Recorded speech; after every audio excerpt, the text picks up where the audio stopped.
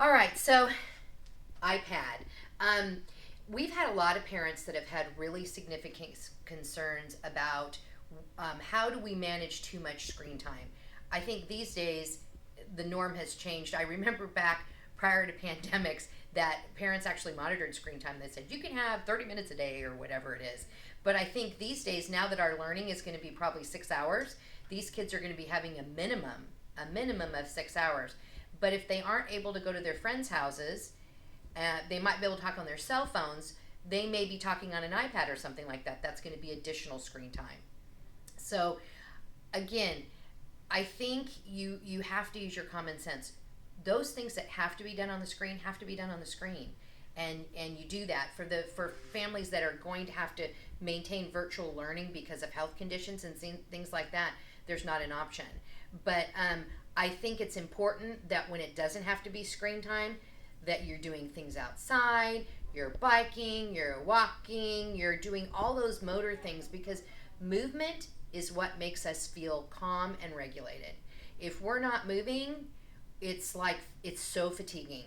So we know our kids that are sensory anyway need sensory breaks. If you're not taking those sensory breaks, these kids, their attitudes are really going to change, and you're going to have a lot more difficult behavior.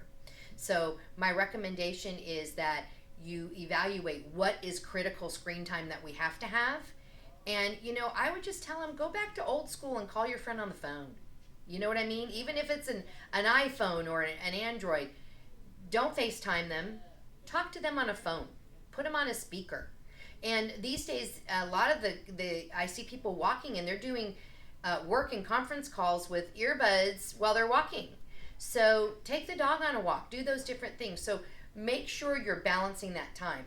I know there's going to be more screen time now than there ever was, but it doesn't have to be every single thing. Any of you that are working virtually know how fatiguing the screen time is. So it's the same thing for our kids.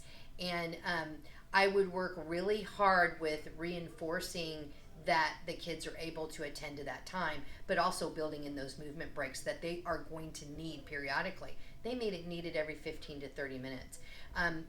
Your therapist can help you. We've done modifications with people's chairs where there's a TheraBand on their chair that they can bounce on. They're sitting on a disc seat. They're sitting on a yoga ball. They move from a chair to a yoga ball. So there's many things we can do to help you with your modifications. But I would recommend as little screen time as possible, realizing you have to save that for their learning at this point. So we hope that's helpful, and let us know. Reach out and let us know if we can help you.